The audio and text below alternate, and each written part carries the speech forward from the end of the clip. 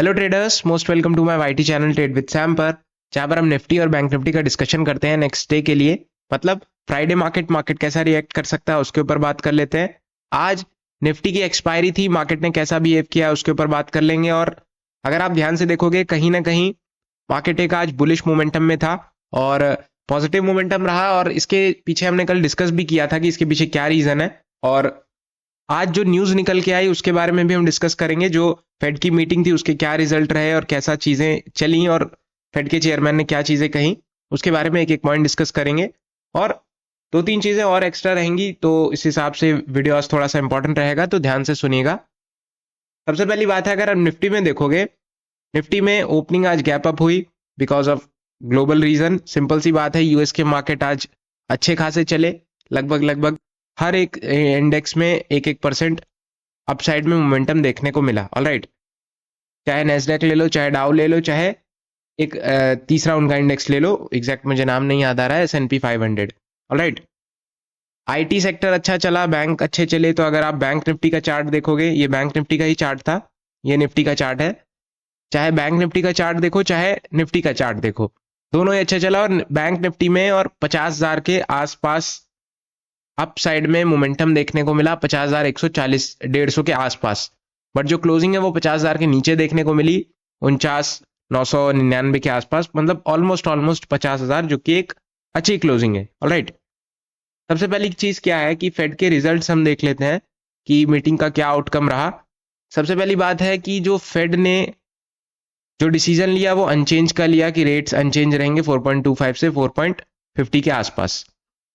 जो कि हमने कल बताया था कि रेट ये अनचेंज ही रखेंगे, क्योंकि अभी टेरिफ वॉर वगैरह चल रहा है, तो उसकी वजह से बहुत ज़्यादा रेट्स में कोई कटौती नहीं करेंगे, क्योंकि इन्फ्लेशन इतना बढ़ चुका है यूएस में और उनके मार्केट्स में भी फॉल देखने को मिल रहा है। तो उस वजह से थोड़ी बहुत टेंशन चल रही है बिकॉज ऑफ टेरिफ्स, क्योंकि अदर कंट्रीज पे टेरिफ्स लगाएंगे तो वहां पे सामान ऑब्वियस सी बात है महंगा मिलेगा। तो उस वजह से रेट कट्स अभी करना पॉसिबल नहीं है।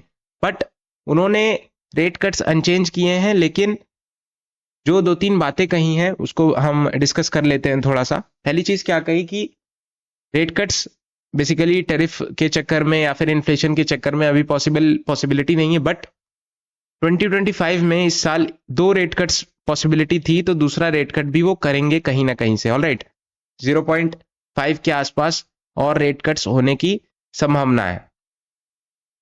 इसी चक्कर में मार्केट में भी एक अच्छा उछाल देखने को मिला। यूएस मार्केट ले लो, चाहे अदर एशियन मार्केट ले लो, कहीं ना कहीं मोमेंटम ऑल ओवर वर्ल्ड में एक अच्छा मोमेंटम आपको देखने को मिला। सिंपल सी बात है। बट कहीं ना कहीं ऑल ओवर अगर आप यूएस मार्केट ही ले लो तो उसका बहुत ज्यादा इम्पैक्ट पड़ा नहीं, क्योंकि यूएस में जितने भी टैरिफ्स ट्रम्प साहब लगाते जा रहे हैं तो उसकी वजह से इन्फ्लेशन बहुत बढ़ता जा रहा है।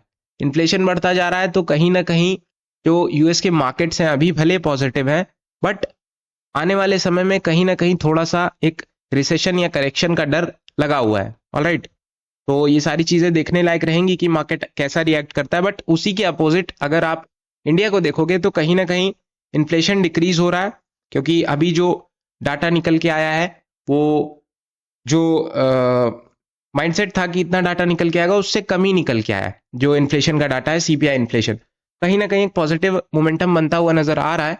और अगर आप ध्यान से देखोगे यूएस की अगर हम बात करें as compare to India, US में लगभग 2011 में जो जीडीपी ग्रोथ निकल के आई थी उसी के आसपास इस साल निकल के आई है, तो सबसे कम जीडीपी ग्रोथ निकल के आई है। और अपने इंडिया में 6.6% के आसपास जीडीपी ग्रोथ लगाया जा रहा है कि इस साल बढ़नी चाहिए इकोनॉमी, जिससे फोर्थ या थर्ड इकोनॉमी इंडिया बन पाएगी। ऑलराइट, कहीं ना कहीं ये सारी चीजें जितना भी डाटा है ऑलमोस्ट अगर ये सही निकलता है तो इंडिया के लिए पॉजिटिव चीज है। बट यूएस में बहुत ज्यादा नेगेटिव तो नहीं कहूंगा, बट एक ये रहता है कि कहीं ना कहीं एक वीकनेस दिखाई पड़ती है। फिलहाल आज का जो मार्केट था एज कंपेयर टू आज जितना भी एक्सपायरी था उससे तो एक अच्छा मोमेंटम बना। हालांकि शुरू में तो नहीं लग रहा था कि मोमेंटम बने पाएगा, बट एक ब्रेकआउट की वजह से लगभग 23,100 के आसपास जो ब्रेकआउट निकल के आया उससे एक जो मोमेंटम है वो अच्छा देखने को मिला। लगभग 23,214 का इसने हाई मारा और जो क्लोजिंग है वो 23,165 के आसपास की है, जो कि एक अच्छी क्लोजिंग है। ऑलराइट, 23,000 के ऊपर क्लोजिंग दे दी है, तो क्या आगे और बढ़ना चाहिए? तो बिल्कुल कोशिश कर सकता है 23,000 के ऊपर टिकने की। तो नेक्स्ट जो आपका लेवल रहेगा वो 23,300 तक जाने की कोशिश करेगा। 300 पे अच्छे हर्डल्स आपको देखने को मिलेंगे। नेक्स्ट ऑब्वियस सी बात है फिर 23,500 के आसपास, 23,300, 360, 300 ही पकड़ लो आप पहले। नेक्स्ट 360, 360 से होते हुए 400, 420 से आप पकड़ के 500, 23,500 पकड़ लो, 520 के आसपास। ऑलराइट, तो ये आपके लेवल्स आने वाले टाइम में रहने वाले हैं, अगर ऐसी सारी चीजें चलती हैं, अगर कोई नेगेटिव न्यूज वगैरह नहीं आती है। और दो चीजें अगर आपकी अच्छी चल जाती हैं तो इंडियन मार्केट में भी अच्छा असर देखने को मिलेगा। एक तो आईटी सेक्टर, और बैंकिंग तो बढ़िया चल रहा है, तो बैंकिंग में कोई खास दिक्कत होने नहीं वाली, मुझे ऐसा लगता है।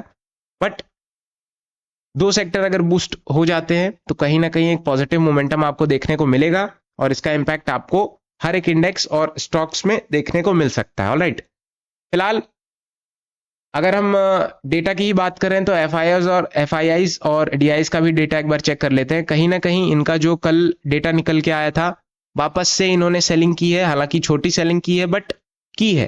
तो एक दिन ऐसा क्यों हो रहा है कि मार्केट में एफ सेल कर रहे हैं, डी बाई कर रहे हैं? तो कहीं ना कहीं थोड़ा बहुत अभी चलेगा, लेकिन जब मार्केट वापस से एक मोमेंटम पकड़ेगा तो वापस से एफ रेंज में आना शुरू हो जाएंगे और बाइंग करना शुरू कर सकते हैं। ऑलराइट, लेकिन एक चीज ध्यान रखिएगा, 23,000 तक तो पहुंच गया है नो डाउट, बट 23,000 के ऊपर टिक जाए तो बहुत बढ़िया बात है। जैसे 23,500, जैसे 22,500 के ऊपर टिका, देन 22,500 से 22,800 के ऊपर टिका, एंड देन 23,000 के अगर ऊपर टिक जाता है तो फिर जितने मैंने ऊपर के लेवल बताए हैं वो सारे अचीवेबल हो सकते हैं। ऑलराइट, डाउन साइड में सपोर्ट बता देता हूं 23,140 के आसपास, इससे अगर नीचे आता है 23,100 या 90 के आसपास, 23,070 एक अच्छा सपोर्ट है। इसके अगर नीचे आता है 23,025 से होते हुए ऑब्वियस सी बात है 23,000 से 22,975 एक रेंज रहेगा। अगर आप ध्यान से देखोगे तो इसके बीच में मार्केट में कहीं ना कहीं एक अच्छा सपोर्ट या फिर अच्छी लिक्विडिटी पड़ी है। ऑलराइट, जितने भी एसएल्स हैं इसी जोन के आसपास पड़े हैं। और नीचे अगर आप ध्यान से देखोगे तो 23,923, 23,880, 840, 810 ये सारे सपोर्ट ही हैं आपके पास। ऑलराइट, ऑप्शन चेन अगर आप ध्यान से देखोगे, ऑप्शन चेन में हालांकि कुछ खास चीजें पता नहीं लगेंगी। 27 मार्च की ऑप्शन चेन अगर हम खोलें तो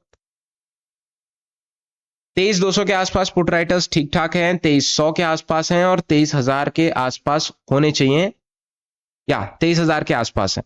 तो 23,200 से 23,000 के आसपास अच्छे सपोर्ट हैं आपके पास। और कॉल राइटिंग की बात करें तो कॉल राइटिंग आपके पास 23,300 पे हर्डल दिख रहा है, एंड नेक्स्ट 23,500। तो 23,300 से 23,500 के बीच में हर्डल है, उसके पहले तो अभी कुछ खास चीजें दिखाई पड़ नहीं रही। हालांकि आज जो डाटा निकल के आएगा एफ और डी का, वो भी मैटर करता है कि क्या चीजें हैं, और फ्राइडे का मार्केट भी इसी बेस पे मैटर करेगा कि आने वाला वीक कैसा हो सकता है। ऑलराइट, नेक्स्ट चीज की अगर हम बात करें बैंक निफ्टी, अब फेड की जो मीटिंग है और ये जो न्यूज वगैरह है ये बैंक से ज्यादा रिलेट करती है। ऑलराइट, अगर फेड में रेट कट्स होते हैं तो बैंकिंग सेक्टर भागेंगे कहीं ना कहीं, तो कहीं ना कहीं उन्होंने एक पॉजिटिव साइन दिया है कि आने वाले समय में रेट कट्स हो सकते हैं, इन्फ्लेशन थोड़ा सा काबू में आने की कोशिश करेगा तब। क्योंकि अभी जो मैंने आपको बताया कि टैरिफ्स के चक्कर में कहीं ना कहीं यूएस में इन्फ्लेशन बहुत ज्यादा हाई चल रहा है। ऑलराइट, तो अगर ये थोड़ा सा कम होता हुआ नजर आता है तो ये जरूर सेकेंड रेट कट करने की कोशिश करेंगे। ऑलराइट, लेवल्स की बात करें, लेवल्स बहुत सिंपल हैं, 50,160 के आसपास, 140-50 के आसपास आई थिंक मार्केट ने हर्डल लिया है। और अच्छी चीज ये है कि 50,000 इसने अचीव कर लिया, और 50,000 के आसपास ही क्लोजिंग दी है, 7 पॉइंट नीचे 49,993 के आसपास, जो कि एक अच्छी क्लोजिंग है। बट अगर 50,000 के आसपास देता तो वेल एंड गुड और अच्छी क्लोजिंग होती, लेकिन कोई बात नहीं, 49,993 के आसपास है, उसमें कोई बहुत बुराई नहीं है। ऑलराइट, लेवल्स की बात करें तो 50,070 के आसपास एक हर्डल है, इसके ऊपर अगर निकलता है इजी टारगेट आज का हाई 50,150, 50,200 के आसपास नेक्स्ट आपका हर्डल रहने वाला है। और थोड़ा सा अगर हम करीब ना करके इसको थोड़ा सा हम ऊपर उठाने की कोशिश करेंगे, एक बार प्रीवियस हम चेक कर लेते हैं, जितने भी रेजिस्टेंस हैं, थोड़ा सा टाइम लगेगा मे बी,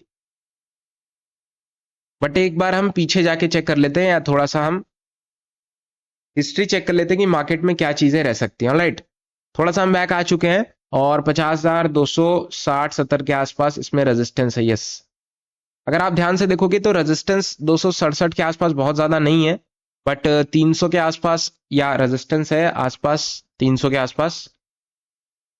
नेक्स्ट अगर हम बात करें 370 और 440 के आसपास अच्छा रेजिस्टेंस देखने को मिल रहा है। वापस से चलते हैं, 50,070, 145, 211, 300 ये सारे हर्डल्स हैं आपके पास। और नेक्स्ट आपका जो रहेगा 50,440 से होते हुए 50,500 के आसपास, 50,500 मतलब 530 यहाँ पे मार्क कर लीजिए। और जितने भी लेवल्स मैं दे रहा हूँ 10-20 पॉइंट ऊपर नीचे हो सकता है, बट एग्जैक्टली इतने ही लेवल्स आपके निकल के आते हैं हर दिन जितना ऑल ओवर मार्केट ट्रेवल करता है। ऑलराइट, ऑप्शन चेन अभी कोई फायदा नहीं है, बट एक बार हम चेक कर लेते हैं क्योंकि एक्सपायरी बहुत पास आ चुकी है। और बैंक निफ्टी की एक्सपायरी जो आपको देखने को मिलेगी वो 27 तारीख को ही देखने को मिलेगी, क्योंकि एक ही दिन होता है। और अब से मंडे को जितनी भी एक्सपायरीज देखने को मिलेगी वो मंडे को मिलेंगी। 50,000 के आसपास पुट राइटर्स हैं, बट बहुत ज्यादा नहीं है, और कॉल राइटर्स 50,000 के आसपास। तो दोनों पे 50,000 एक ऐसा जोन है जहां पे कॉल राइटिंग पुट राइटिंग दोनों हो रखी है, और 50,000 ही डिसाइड करेगा कि मार्केट बैंक निफ्टी में ऊपर जाने की कोशिश करेगा या वापस से करेक्शन की ओर आएगा। ऑलराइट, 50,000 के आसपास अगर मंडराता रहता है तो ये एक पॉजिटिव साइन है कि मार्केट 50,000 से रेजिस्टेंस नहीं ले रहा है, उसी के आसपास है, और एक टाइम हो सकता है कि उसको ब्रेक भी करे। ऑलराइट, फिलहाल डिस्कशन यही है। न्यूज वगैरह मैंने आपको सारी चीजें बता दी, क्योंकि जितने भी डाटा थे सारी चीजें न्यूज वगैरह मिल जाती हैं तो हम आपको सारी चीजें क्लियर करते हैं, और इसका क्या इंपैक्ट रहेगा वो सारी चीजें भी मैंने कल भी बताई थी, आज भी बताई थी। ऑलराइट, फिलहाल डिस्कशन यही है। वीडियोस पसंद आती है तो लाइक करना मत भूलना, चैनल को सब्सक्राइब कर देना। Thank you so much.